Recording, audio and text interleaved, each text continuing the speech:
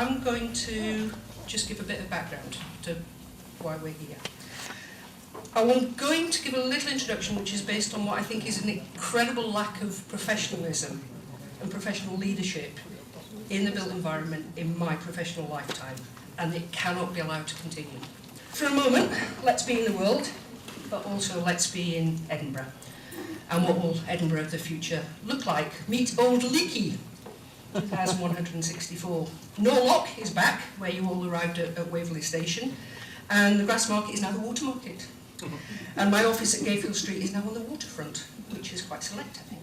However, in reality, the landscape across Scotland, the UK and the world is changing. This is the sort of estimate that we talk about for global warming. This is what I looked like when I read that estimate. It's in my Building Biology in Colour, Volume 5, which I've still got it in my office. I was a budding physicist and chemist, and it made complete sense to me. Why did I not go on climate strike? Because I thought we were going to solve it.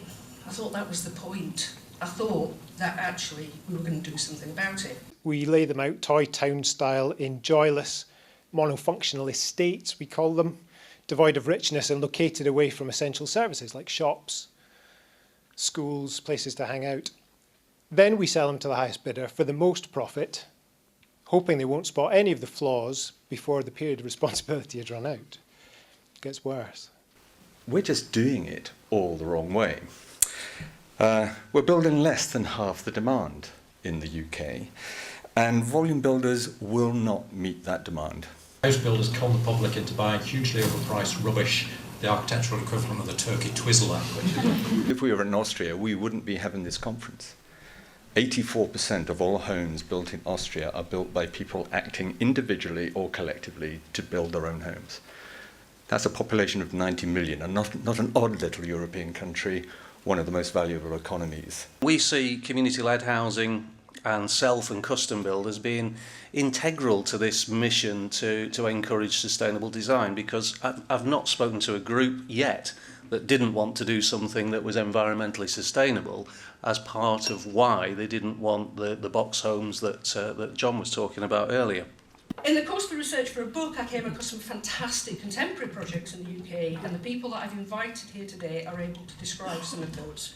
We've got the Bath Street project in Portobello, Springfield in Stroud, and Lilac in Leeds.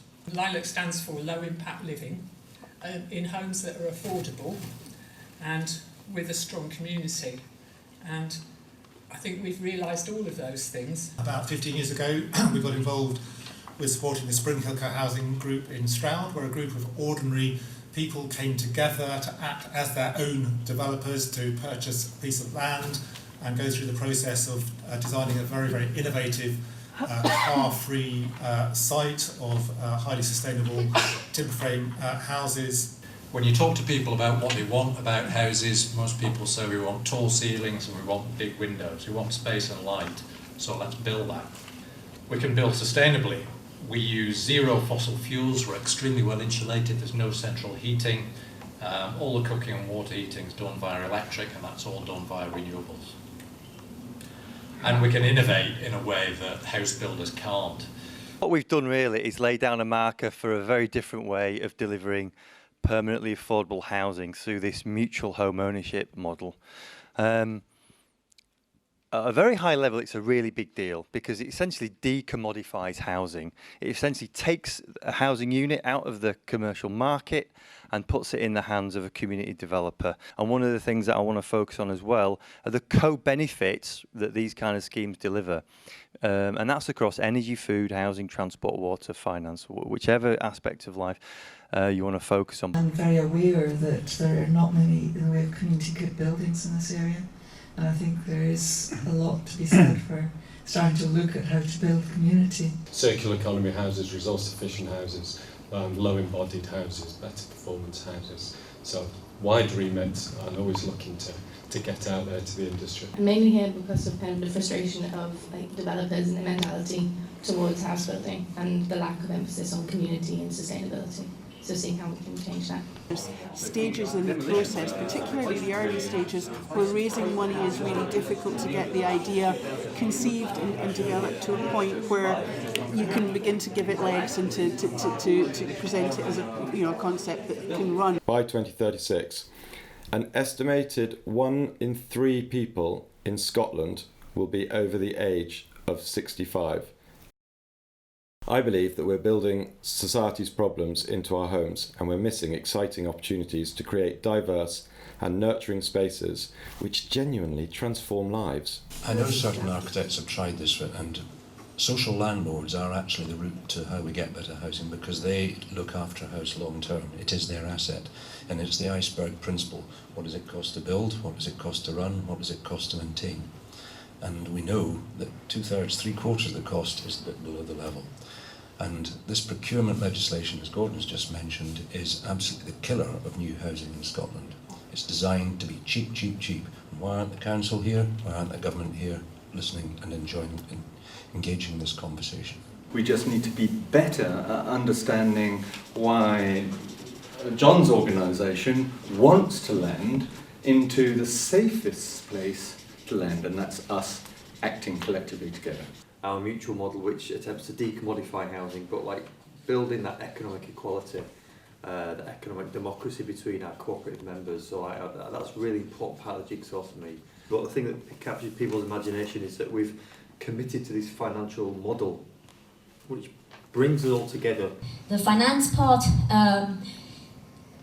we were looking at the difficulty to start the projects. There's no funding available often for feasibility study or up to planning or up to for any business plan and things to be drawn up in order to apply for building funders. So where do you start? I'm sure we're all sitting in the room going, well, actually, you could have a different financial system. You could have a different assessment system. The building regs can change. Conceivably, all of these things can be done. How we actually produce the groundswell of political opinion to make that happen is the challenge. I think the important thing is what happens from here on. Sandy has said to fill up on the feedback form if you want to be kept in touch. I would suggest maybe it might also be worth saying what way, if there was anything that you felt that you particularly wanted to contribute to, any particular interests. So thanks to the speakers, and thank you so much, Sandy, for organising it. Thank you, Sarah. Thank you, Neil. Thank you, syndicate leaders. Thank you, the facilitators and groups. Thank you to the funders and sponsors